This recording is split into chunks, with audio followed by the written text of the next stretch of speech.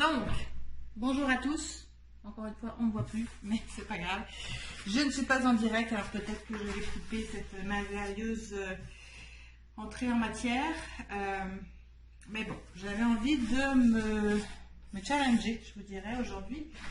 Je ne suis pas une adepte des médias sociaux, de la vidéo, etc. Et en même temps, ben là j'entends dire plus en plus souvent, on aimerait ça te voir travailler. Genre, est-ce que c'est bien toi qui fais ça? Non, mais, oui, c'est moi. Mais en même temps, je comprends l'idée de... Ben, je trouve ça intéressant, moi aussi, de regarder des vidéos, de comprendre comment les gens expérimentent leurs choses. Et pourquoi je m'y étais jamais mis, puis que je m'essaye aujourd'hui. Bon, déjà, comme je vous l'ai dit, je ne suis pas forcément une grande fan du concept de la vidéo, des médias sociaux, etc. Premièrement. Deuxièmement, c'est que j'ai un processus de travail qui est un petit peu particulier, en tout cas qui est le mien. J'ai un travail qui est très, je dirais, organique. C'est-à-dire, ce que j'appelle organique, c'est que comment je vais vous dire ça? Je me laisse inspirer par ce qui vient au moment où ça vient. En gros, c'est ça. Donc, en général, quand je rencontre un meuble, j'ai le sentiment que ce sont des rencontres, beaucoup. Un peu comme on rencontre les gens, on rencontre les intérieurs. Bref, quand je rencontre un meuble, je ne sais pas toujours, ou même voire rarement, ce qu'il va devenir. C'est un coup de cœur.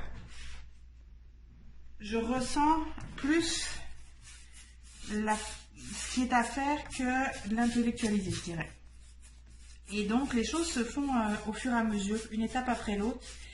Il m'est très souvent arrivé d'avoir une première idée qui, au final, donne pas du tout ce que j'avais pensé, parce que ça s'est transformé en cours de route et puis j'ai suivi un peu le mouvement. Okay. Donc, tout ça pour dire que jusqu'à maintenant, je ne me suis pas mis aux vidéos. Aussi pour ça, parce que je ne sais pas encore trop comment partager des techniques, des outils, des façons de faire ou des idées, dans le sens qu'elles viennent au fur et à mesure et que je suis beaucoup dans le test and learn, comme ça qu'on dit. J'expérimente et je vois comment ça évolue, ce que ça donne, ce que ça devient. Donc voilà, donc je ne sais pas si je vais être en mesure de faire des choses très intéressantes, mais on va quand même s'essayer. Bon, déjà si j'arrive à organiser le visuel, ça va être une bonne chose. Mais voilà. Bref. Donc, aujourd'hui, je suis en train d'harmoniser un ensemble, en fait. Ce que moi j'appelle une commode, mais ce qui au Québec est plus souvent nommé comme bureau, je crois. Ou monsieur, madame. Et là, je pense que je suis avec une madame.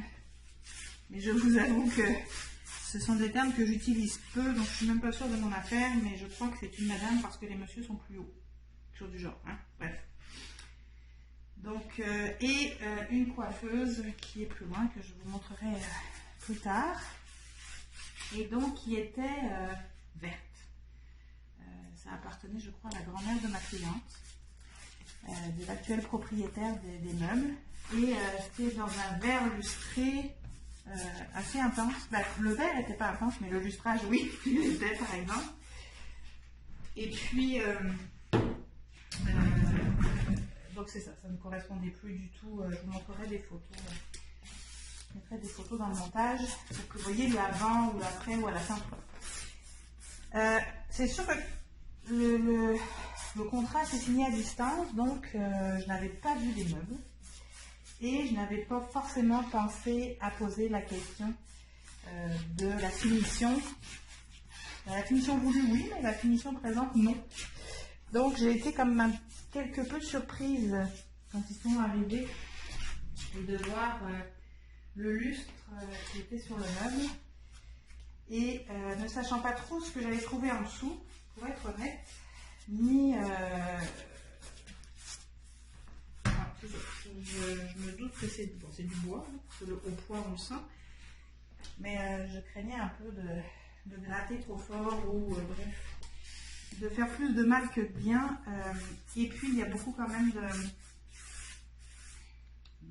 je veux dire de vagues. Vous voyez, le meuble il fait des mouvements comme ça. Je ne sais pas si on va le voir bien à la caméra. Mais ça, c'est un petit tiroir de la coiffeuse. Donc, il y a, je ne sais pas si on voit bien. Vous voyez, ça fait, en fait, ça fait une sorte de vague comme ça. Et c'est comme ça sur les deux meubles.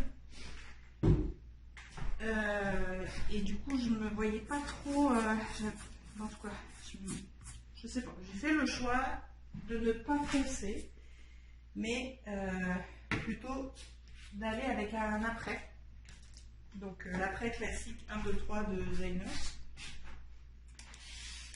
qui est utilisé sur le carrelage, la céramique, donc il va très bien sur les lustrés, pour permettre à la peinture. Donc là, avec.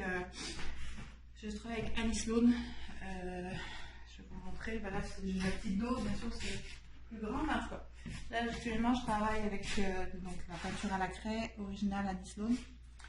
Donc, ça permet, l'après permet, après un nettoyage, bien sûr, hein, toujours nettoyer le meuble avec du TPS, TPSE, idéalement TPSE qui est écologique.